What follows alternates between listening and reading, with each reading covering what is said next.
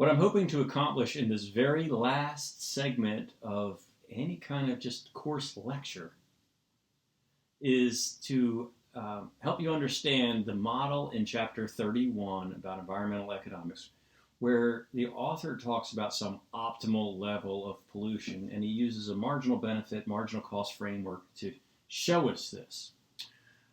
I think that this is somewhere that students would be looking in the book and going, I don't understand this. So I'm going to try to give you a little bit of some different angles to help you see what the author's trying to say there. That's what I'm out to do in this video. As I'm speaking, I'm going to start drawing the framework. I think that there are two things about this framework that make it a little challenging to follow or understand. The first of these things is right in the label of the axis, the vertical axis here. It's a dollar sign for costs and benefits expressed in dollars of some kind of an environmental variable. We could see it be air quality or water quality. It's just something about a cleanly environment. And we're given that there is some pristine, perfect environment. It could be like here, where it's just 100% clean. That's like, to say zero carbon footprint is an understatement. We could measure it that way, but that is just us basically not existing or living like the deer do. And I don't think we're that adaptable, without production anyway, to live like the deer do. So I think there we might be dead.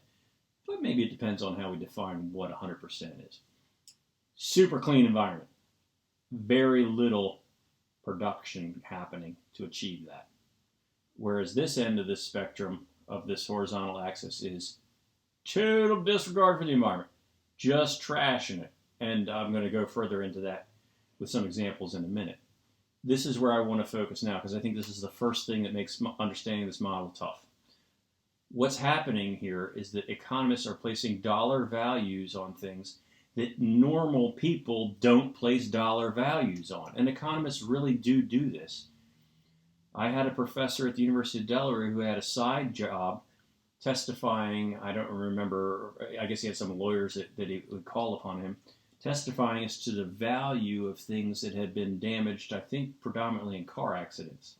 You see, it's called actuarially fair value. You can go find online, if you Google actuarially fair value body parts, you'll see that there are tables out there that insurance companies use as guidelines for this, and then they can bring in, and what was happening with him was lawyers are bringing him in as an expert to ask for more or to fight for less than what would be maybe in those tables.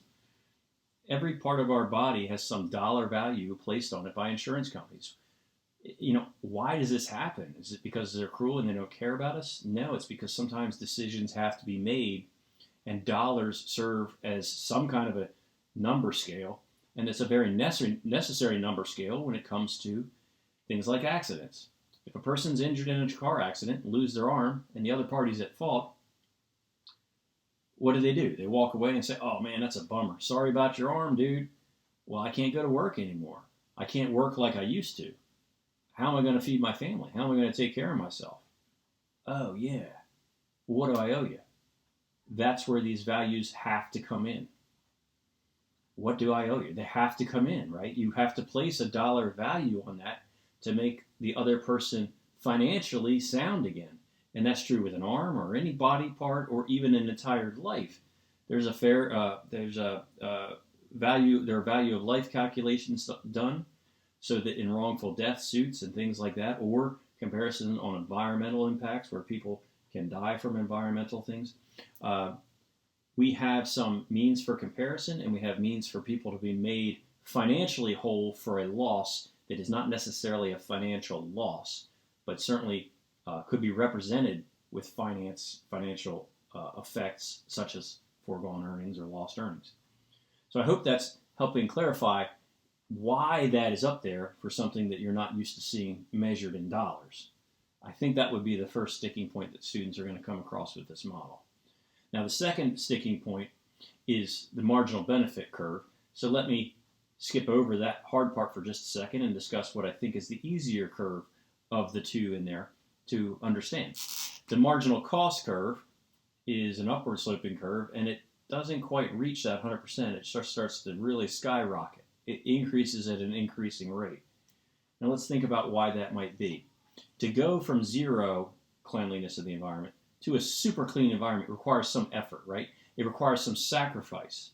We have to give up some production or give up some choice in what we produce in order to get out to a cleaner environment.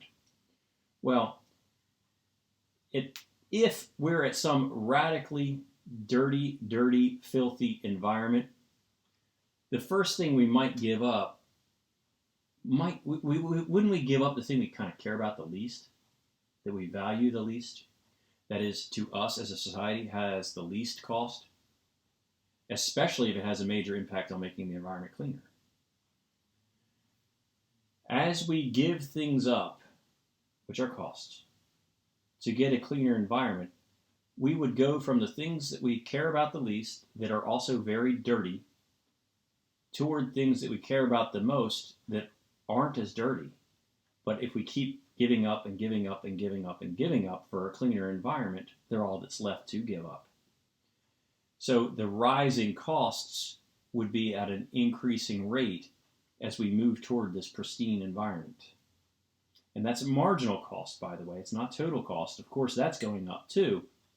But the costs of the next unit of effort into a cleaner environment will increase at an increasing rate because we've already done the easy things. I think that's the easier one to understand. Now, for marginal benefit, let me draw another model that I know you're familiar with, because we've talked about it in at least 2 occasions over the course of the semester, probably more, because it's related to kind of a pet peeve of mine, and this is kind of why. What I'm talking about is a production function. So this will be the production of a clean environment. So I've switched the axis of the clean environment, because what could make the environment clean? Let me just summarize with effort.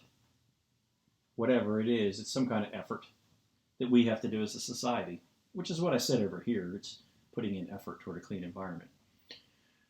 The marginal benefit curve, when you look at it in the book, the reason I think it might be confusing is because it goes down as we move toward a clean environment.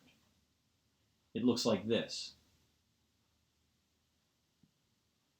And I suspect students are looking at that in the textbook going, a clean environment is beneficial. Why is this benefit falling as we move toward a cleaner environment? And the answer is because you're thinking of total benefit, and this says marginal benefit. No one's saying total benefit is falling as we move toward a cleaner environment. Total benefit is certainly rising as we move towards a cleaner environment. The challenge is that total cost is also, and these are measures of the rates of change of those two things. Here's how I can reinforce it. It's going to be your life has now changed to a point where it's easier to understand something by explaining it with some mathematics than it is with words.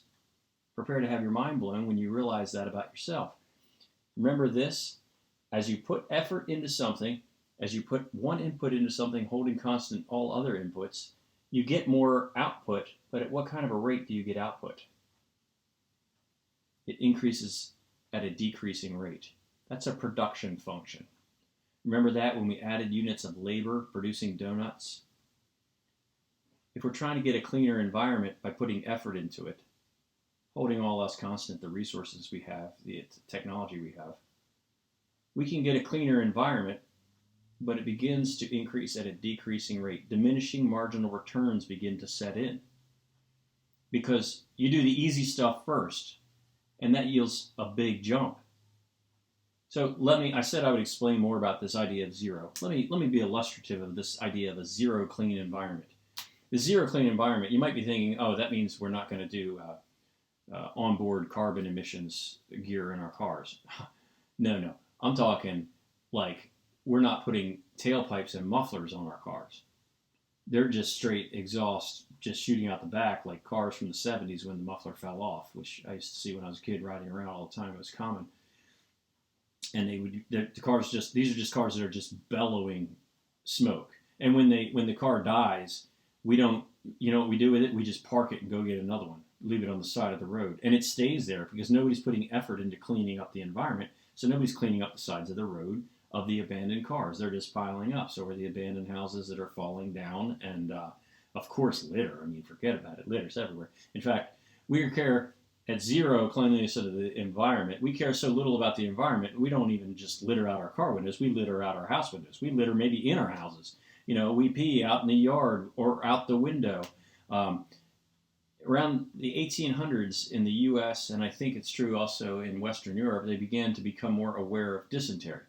And dysentery sets in when people don't do a good job of using the sewer over here away from the water source over there. And that's what we're talking about with a zero clean environment. We're going back to that. We're just trashing everything. You don't want it, you just spit it over the side, throw it over the side, whatever. If we could get together and say, hey, let's change a little bit of what we're doing, we could probably get a pretty major jump in a clean environment with just a little effort.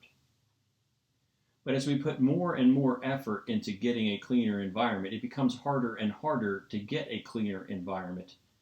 We can do it. Total production can go up.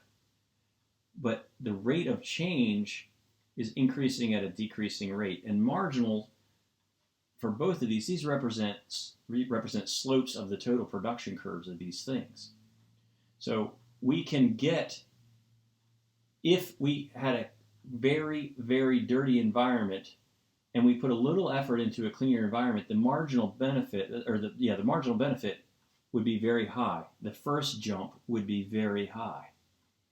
As you put more into it, the total production of a clean environment goes up, but the next effort doesn't yield as much output as the last effort did.